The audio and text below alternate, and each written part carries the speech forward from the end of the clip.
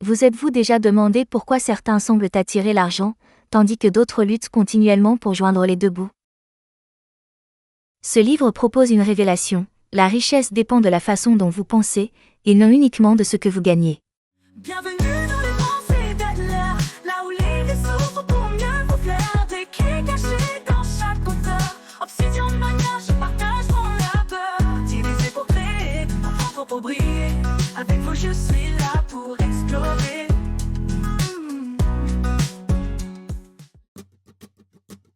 Ce livre propose une révélation: la richesse dépend de la façon dont vous pensez, et non uniquement de ce que vous gagnez. Bonjour à tous, ici Irina Adler. Aujourd'hui, je vous propose une plongée dans les concepts clés du livre Père riche, Père pauvre, de Robert Kiyosaki, un ouvrage qui bouscule notre perception de l'argent et de l'indépendance financière. Bonne écoute. Ce livre nous rappelle avant tout que la richesse ne dépend pas d'un salaire élevé, mais plutôt d'une véritable éducation financière.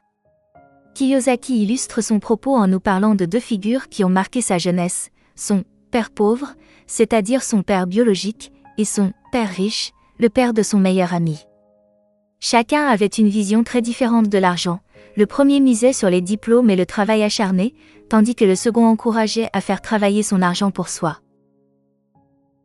Pour mieux saisir la portée de ce conseil, pensez à un exemple concret. Si vous possédez un bien locatif qui génère des revenus chaque mois, ce revenu n'est pas directement lié à vos heures de travail.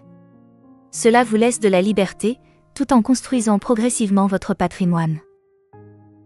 Je vous invite à réfléchir à la façon dont votre argent pourrait commencer à travailler pour vous, même à petite échelle.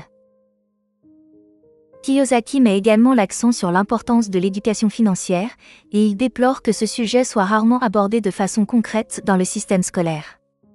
Beaucoup de gens savent à peine distinguer un actif d'un passif. Pour clarifier, un actif augmente votre richesse à long terme. C'est le cas d'un investissement judicieux, comme des actions ou un placement immobilier. Alors qu'un passif grève votre budget et réduit vos ressources, comme une dette à la consommation.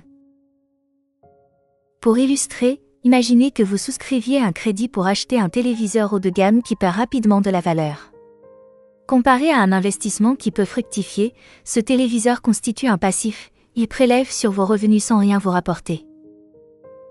Je vous suggère donc d'évaluer vos propres dépenses et de vous demander lesquelles vous rapprochent vraiment de la solidité financière. Dans son livre, Kiyosaki présente ensuite l'idée qu'il existe une autre voie que celle de rester employé toute sa vie. Selon lui, l'entrepreneuriat et l'investissement sont des moyens efficaces de s'extraire de la « rat race », cette boucle sans fin où l'on travaille uniquement pour payer ses factures. Cela ne signifie pas de tout quitter du jour au lendemain, mais plutôt de commencer par de petits pas, peut-être en achetant quelques actions, en démarrant un petit projet annexe ou en mettant de côté une somme régulière pour un futur investissement immobilier. Son conseil: identifiez une source de revenus supplémentaires à petite échelle et voyez comment l'explorer pour développer progressivement votre indépendance. Kiyosaki aborde ensuite un aspect fondamental, l'importance d'accepter l'échec comme faisant partie du processus d'apprentissage. Il explique que la peur de se tromper empêche souvent d'avancer. Prenons l'exemple de l'immobilier. Il raconte avoir fait une erreur coûteuse lors d'un achat, mais que cette expérience lui a permis de mieux comprendre le marché et d'éviter de futurs faux pas. Peut-être avez-vous déjà ressenti la crainte d'investir par peur de perdre? En réalité, chaque mauvaise expérience peut renforcer vos connaissances et vous rapprocher du succès. Je vous propose de repérer une peur qui vous retient en ce moment et de faire le premier pas pour la dépasser. Enfin, Kiyosaki conclut en insistant sur la mentalité d'abondance. Il affirme que la création de richesse n'est pas un jeu à somme nulle, où l'un doit perdre pour que l'autre gagne. Au contraire, c'est souvent en créant de la valeur pour les autres que l'on finit par en retirer soi-même. Pour illustrer, imaginez un entrepreneur qui lance une plateforme facilitant la mise en relation entre freelance et entreprise. En répondant aux besoins de deux publics, il crée de la valeur et en retire légitimement des bénéfices. Je vous invite à réfléchir à la façon dont vous pouvez vous aussi créer de la valeur autour de vous, que ce soit dans votre travail actuel, un projet personnel ou même dans de simples échanges du quotidien. Après avoir découvert les principes fondamentaux de l'éducation financière et la différence entre un esprit pauvre et un esprit riche, il est temps d'approfondir votre compréhension des stratégies de richesse et d'investissement. Voici 2 lectures incontournables pour aller plus loin dans votre transformation financière. Le premier livre est « Réfléchissez et devenez riche » de Napoléon Hill. Si Père riche, Père pauvre vous a montré pourquoi l'éducation financière est essentielle, Réfléchissez et devenez riche vous révèle comment programmer votre esprit pour attirer la réussite financière. Napoléon Hill a étudié les plus grands entrepreneurs de son époque pour identifier les principes communs à toutes les réussites spectaculaires. Ce livre explore le pouvoir de la pensée, la persévérance et l'importance d'un objectif clair pour accumuler de la richesse. Vous pouvez retrouver une inspection de ce livre dans l'épisode 20 des Pensées d'Adler. Le deuxième livre est « Le cadran du cash flow » de Robert Kiyosaki.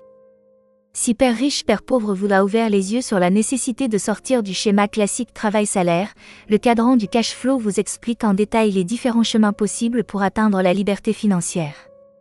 Robert Kiyosaki y approfondit sa vision des 4 types de générateurs de revenus, salariés, indépendants, investisseurs et entrepreneurs.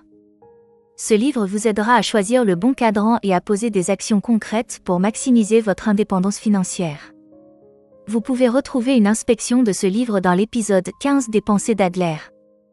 Avec ces 2 lectures, vous aurez non seulement les bases d'une éducation financière solide, mais aussi les outils concrets pour mettre en place une stratégie de richesse durable. Prêt à prendre le contrôle total de votre avenir financier et à passer de la théorie à la pratique ? En résumé, Père riche, Père pauvre nous invite à changer radicalement notre regard sur l'argent.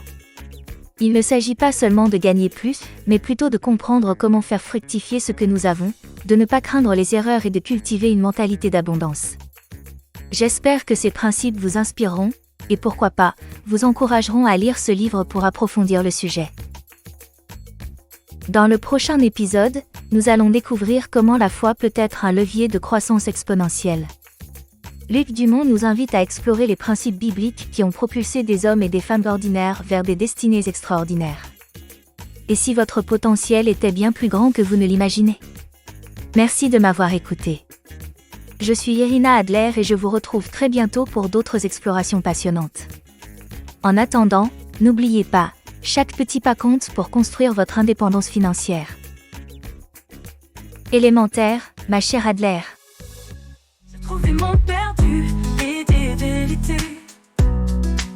Ces histoires murmurent ce que l'on a oublié. Dans chaque texte, une danse, une lumière. Écrire et lire, c'est une douce prière. Bienvenue dans les pensées d'Adler, là où les réseaux pour mieux vous plaire. Des clés cachées dans chaque auteur. Obsidian de manière, je partage mon labeur. Pour briller, avec vos je suis